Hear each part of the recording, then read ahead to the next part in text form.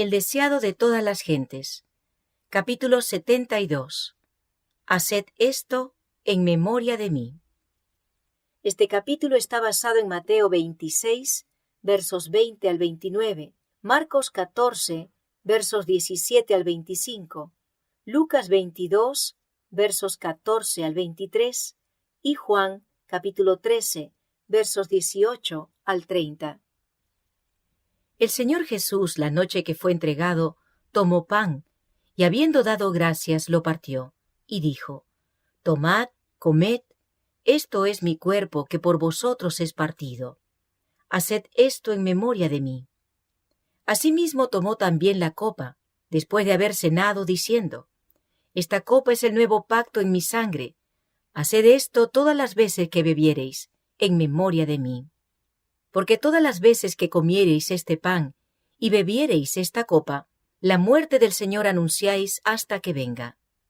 Cristo se hallaba en el punto de transición entre dos sistemas y sus dos grandes fiestas respectivas. Él, el Cordero Inmaculado de Dios, estaba por presentarse como ofrenda por el pecado, y así acabaría con el sistema de figuras y ceremonias que durante 4000 años había anunciado su muerte. Mientras comía la Pascua con sus discípulos, instituyó en su lugar el rito que había de conmemorar su gran sacrificio. La fiesta nacional de los judíos iba a desaparecer para siempre. El servicio que Cristo establecía había de ser observado por sus discípulos en todos los países y a través de todos los siglos. La Pascua fue ordenada como conmemoración del libramiento de Israel de la servidumbre egipcia. Dios había indicado que año tras año, cuando los hijos preguntasen el significado de este rito, se les repitiese la historia. Así había de mantenerse fresca en la memoria de todos aquella maravillosa liberación. El rito de la Cena del Señor fue dado para conmemorar la gran liberación obrada como resultado de la muerte de Cristo. Este rito ha de celebrarse hasta que Él venga por segunda vez con poder y gloria. Es el medio por el cual ha de mantenerse fresco en nuestra mente el recuerdo de su gran obra en favor nuestro. En ocasión de su liberación de Egipto, los hijos de Israel comieron la cena de Pascua de pie, con los lomos ceñidos, con el bordón en la mano, listos para el viaje. La manera en que celebraban este rito armonizaba con su condición, porque estaban por ser arrojados del país de Egipto, e iban a empezar un viaje penoso y difícil a través del desierto. Pero en el tiempo de Cristo, las condiciones habían cambiado. Ya no estaban por ser arrojados de un país extraño, sino que moraban en su propia tierra. En armonía con el reposo que les había sido dado, el pueblo tomaba entonces la cena pascual en posición recostada. Se colocaban canapés en derredor de la mesa y los huéspedes descansaban en ellos, apoyándose en el brazo izquierdo y teniendo la mano derecha libre para manejar la comida. En esta posición, un huésped podía poner la cabeza sobre el pecho del que seguía en orden hacia arriba, y los pies, hallándose al extremo exterior del canapé, podían ser lavados por uno que pasase en derredor de la parte exterior del círculo. Cristo estaba todavía a la mesa de la cual se había servido la cena pascual. Delante de él estaban los panes sin levadura que se usaban en ocasión de la Pascua. El vino de la Pascua, exento de toda fermentación, estaba sobre la mesa. Estos emblemas empleó Cristo para representar su propio sacrificio sin mácula. Nada que fuese corrompido por la fermentación, símbolo de pecado y muerte, podía representar al Cordero sin mancha y sin contaminación. Y comiendo ellos, tomó Jesús el pan, y bendijo, y lo partió, y dio a sus discípulos, y dijo: Tomad, comed, esto es mi cuerpo. Y tomando el vaso y hechas gracias, les dio diciendo: Bebed de él todos, porque esto es mi sangre del nuevo pacto, la cual es derramada por muchos para remisión de los pecados. Y os digo, que desde ahora no beberé más de este fruto de la vid, hasta aquel día, cuando lo tengo de beber nuevo con vosotros en el reino de mi Padre. El traidor Judas estaba presente en el servicio sacramental. Recibió de Jesús los emblemas de su cuerpo quebrantado y su sangre derramada. Oyó las palabras: «Haced esto en memoria de mí».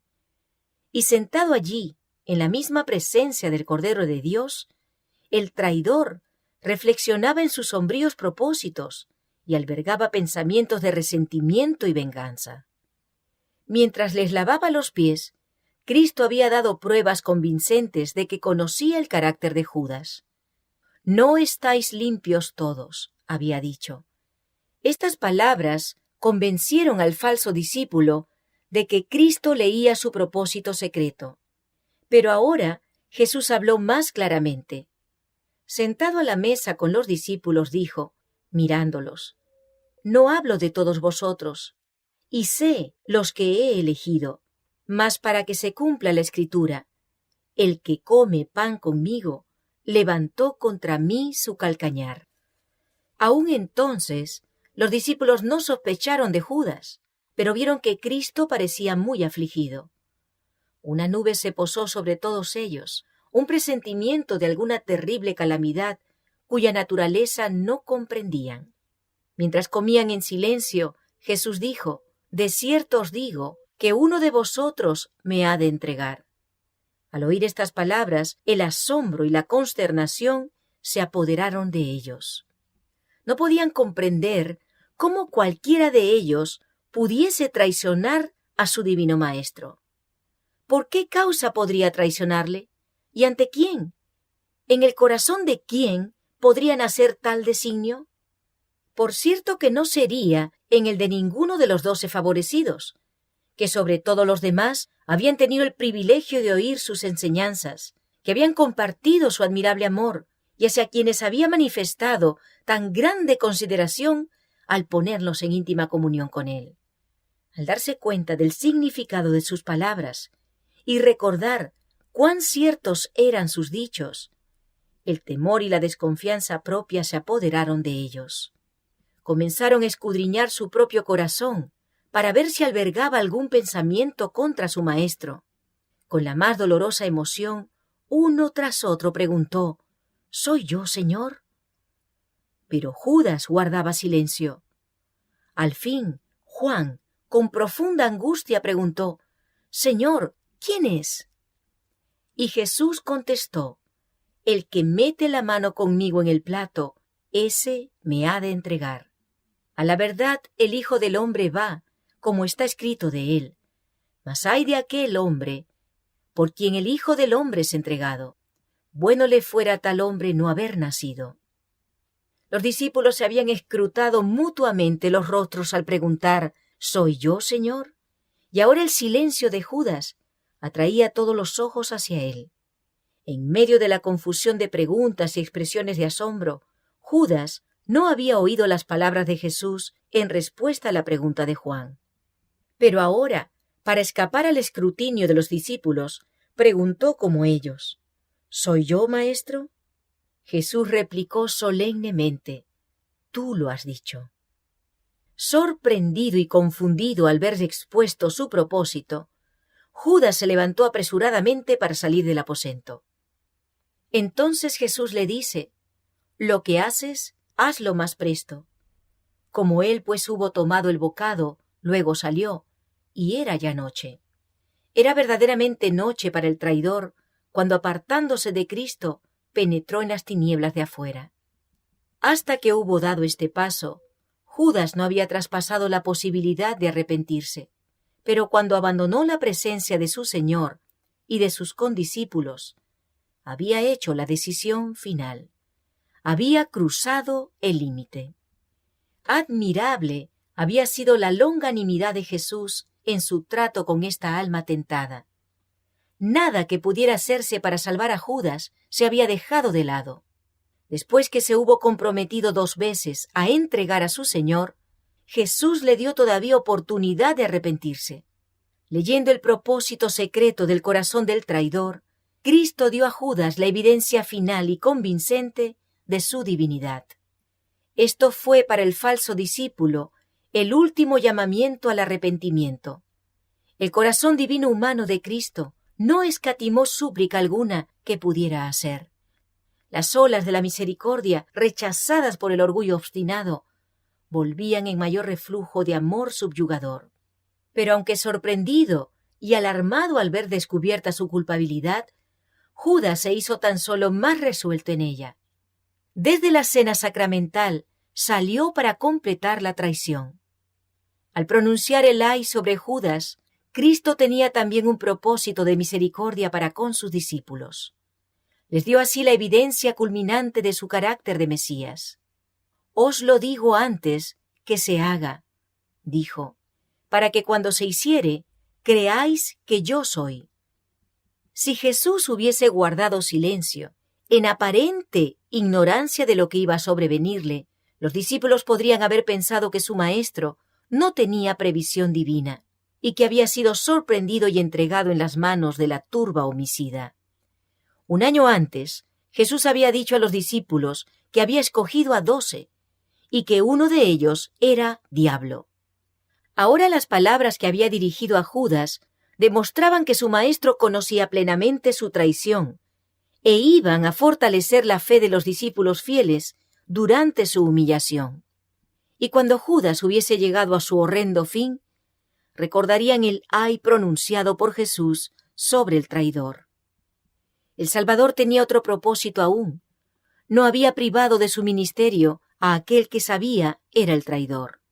Los discípulos no comprendieron sus palabras cuando dijo, mientras les lavaba los pies, «No estáis limpios todos», ni tampoco cuando declaró en la mesa, «El que come pan conmigo levantó contra mí su calcañar». Pero más tarde, cuando su significado quedó aclarado, vieron allí pruebas de la paciencia y misericordia de Dios hacia el que más gravemente pecara. Aunque Jesús conocía a Judas desde el principio, le lavó los pies, y el traidor tuvo ocasión de unirse con Cristo en la participación del sacramento. Un Salvador longánime ofreció al pecador todo incentivo para recibirle, para arrepentirse y ser limpiado de la contaminación del pecado. Este ejemplo es para nosotros. Cuando suponemos que alguno está en error y pecado, no debemos separarnos de él. No debemos dejarle presa de la tentación por algún apartamiento negligente, ni impulsarle al terreno de batalla de Satanás. Tal no es el método de Cristo, porque los discípulos estaban sujetos a yerros y defectos. Cristo lavó sus pies, y todos menos uno de los 12 fueron traídos al arrepentimiento. El ejemplo de Cristo prohíbe la exclusividad en la cena del Señor. Es verdad que el pecado abierto excluye a los culpables. Esto lo enseña claramente el Espíritu Santo. Pero fuera de esto, nadie ha de pronunciar juicio. Dios no ha dado a los hombres el decir quiénes se han de presentar en estas ocasiones. Porque ¿quién puede leer el corazón? ¿Quién puede distinguir la cizaña del trigo? Por tanto, pruébese cada uno a sí mismo, y coma así de aquel pan, y beba de aquella copa, porque cualquiera que comiere este pan, o bebiere esta copa del Señor indignamente, será culpado del cuerpo y de la sangre del Señor. El que come y bebe indignamente, juicio come y bebe para sí, no discerniendo el cuerpo del Señor. Cuando los creyentes se congregan para celebrar los ritos, están presentes mensajeros invisibles para los ojos humanos. Puede haber un Judas en el grupo, y en tal caso hay allí mensajeros del príncipe de las tinieblas, porque ellos acompañan a todos los que se niegan a ser dirigidos por el Espíritu Santo. Los ángeles celestiales están también presentes. Estos visitantes invisibles están presentes en toda ocasión tal. Pueden entrar en el grupo personas que no son de todo corazón siervos de la verdad y la santidad, pero que desean tomar parte en el rito. No debe prohibírseles. Hay testigos que estuvieron presentes cuando Jesús lavó los pies de los discípulos y de Judas. Hay ojos, más que humanos, que contemplan la escena. Por el Espíritu Santo, Cristo está allí para poner el sello a su propio rito. Está allí para convencer y enternecer el corazón. Ni una mirada, ni un pensamiento de contrición escapa a su atención. Él aguarda al arrepentido y contrito de corazón. Todas las cosas están listas para la recepción de aquella alma. El que lavó los pies de Judas anhela lavar de cada corazón la mancha del pecado. Nadie debe excluirse de la comunión porque esté presente alguna persona indigna. Cada discípulo está llamado a participar públicamente de ella y dar así testimonio de que acepta a Cristo como Salvador personal. Es en estas ocasiones designadas por Él mismo cuando Cristo se encuentra con los suyos y los fortalece por su presencia. Corazones y manos indignos pueden administrar el rito, sin embargo, Cristo está allí para ministrar a sus hijos. Todos los que vienen con su fe fija en Él serán grandemente bendecidos. Todos los que descuidan estos momentos de privilegio divino sufrirán una pérdida. Acerca de ellos se puede decir con acierto, no estáis limpios todos. Al participar con sus discípulos del pan y del vino, Cristo se comprometió como su Redentor. Les confió el nuevo pacto, por medio del cual todos los que le reciben llegan a ser hijos de Dios, coherederos con Cristo. Por este pacto venía a ser suya toda bendición que el cielo podía conceder para esta vida y la venidera. Este pacto había de ser ratificado por la sangre de Cristo. La administración del sacramento había de recordar a los discípulos el sacrificio infinito hecho por cada uno de ellos, como parte del gran conjunto de la humanidad caída. Pero el servicio de la comunión no había de ser una ocasión de tristeza. Tal no era su propósito. Mientras los discípulos del Señor se reúnen alrededor de su mesa, no han de recordar y lamentar sus faltas. No han de espaciarse en su experiencia religiosa pasada, haya sido ésta elevadora o deprimente. No han de recordar las divergencias existentes entre ellos y sus hermanos. El rito preparatorio ha abarcado todo esto. El examen propio, la confesión del pecado, la reconciliación de las divergencias, todo esto se ha hecho. Ahora han venido para encontrarse con Cristo. No han de permanecer en la sombra de la cruz, sino en su luz salvadora. Han de abrir el alma a los brillantes rayos del sol de justicia, con corazones purificados por la preciosísima sangre de Cristo, en plena conciencia de su presencia, aunque invisible, han de oír sus palabras. La paz os dejo, mi paz os doy, no como el mundo la da, yo os la doy. Nuestro Señor dice, bajo la convicción del pecado, recordad que yo morí por vosotros. Cuando seáis oprimidos, perseguidos y afligidos por mi causa y la del Evangelio, recordad mi amor, el cual fue tan grande que di mi vida por vosotros. Cuando vuestros deberes parezcan austeros y severos, y vuestras cargas demasiado pesadas, recordad que por vuestra causa soporté la cruz, menospreciando la vergüenza. Cuando vuestro corazón se atemoriza ante la penosa prueba, recordad que vuestro Redentor vive para interceder por vosotros. El rito de la comunión señala la segunda venida de Cristo. Estaba destinado a mantener esta esperanza viva en la mente de los discípulos. En cualquier oportunidad en que se reuniesen para conmemorar su muerte, relataban cómo Él, tomando el vaso y hechas gracias, les dio diciendo, «Bebed de él todos, porque esto es mi sangre del nuevo pacto, la cual es derramada por muchos para remisión de los pecados. Y os digo que desde ahora no beberé más de este fruto de la vid hasta aquel día, cuando lo tengo de beber nuevo con vosotros en el reino de mi Padre». En su tribulación hallaban consuelo en la esperanza del regreso de su Señor.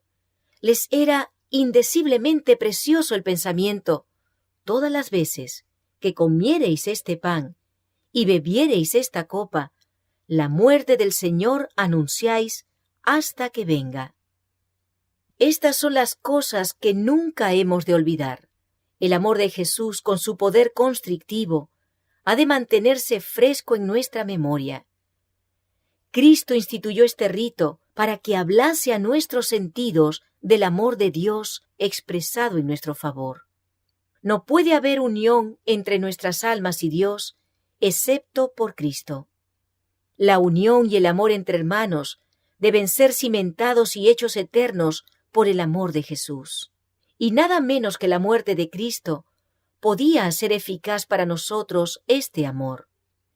Es únicamente por causa de su muerte por lo que nosotros podemos considerar con gozo su segunda venida.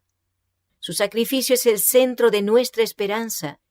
En él debemos fijar nuestra fe.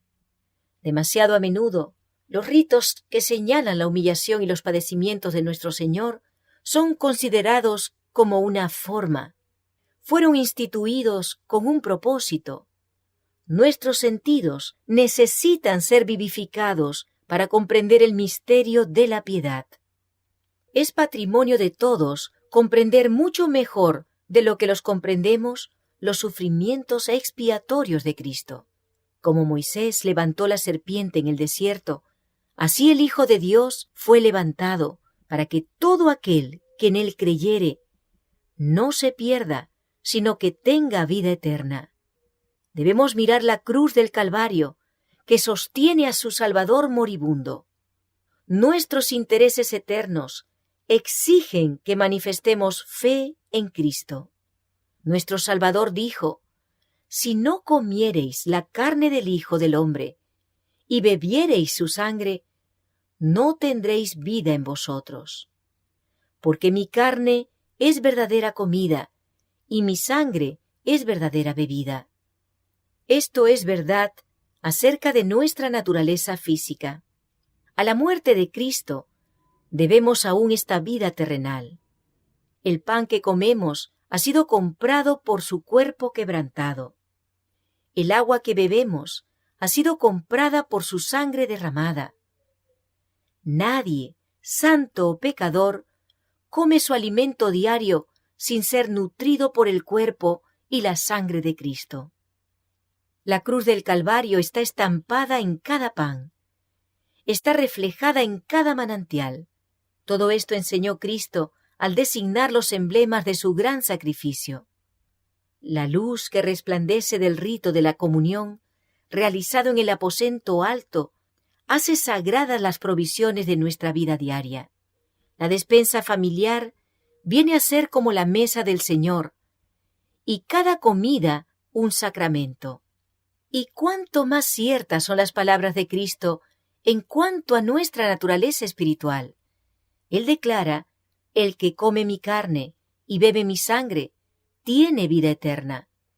Es recibiendo la vida derramada por nosotros en la cruz del Calvario como podemos vivir la vida santa. Y esta vida la recibimos recibiendo su palabra, haciendo aquellas cosas que Él ordenó. Así llegamos a ser uno con Él. «El que come mi carne», dice Él, «y bebe mi sangre, en mí permanece, y yo en él. Como me envió el Padre viviente, y yo vivo por el Padre, asimismo, el que me come, él también vivirá por mí». Este pasaje se aplica en un sentido especial a la Santa Comunión.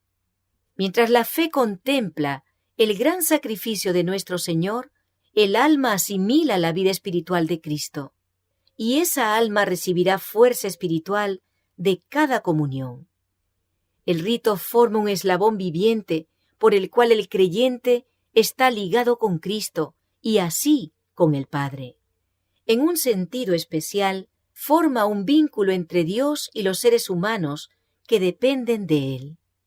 Al recibir el pan y el vino, que simbolizan el cuerpo quebrantado de Cristo y su sangre derramada, nos unimos imaginariamente a la escena de comunión del aposento alto.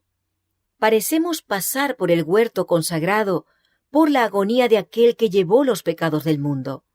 Presenciamos la lucha por la cual se obtuvo nuestra reconciliación con Dios. El Cristo crucificado es levantado entre nosotros.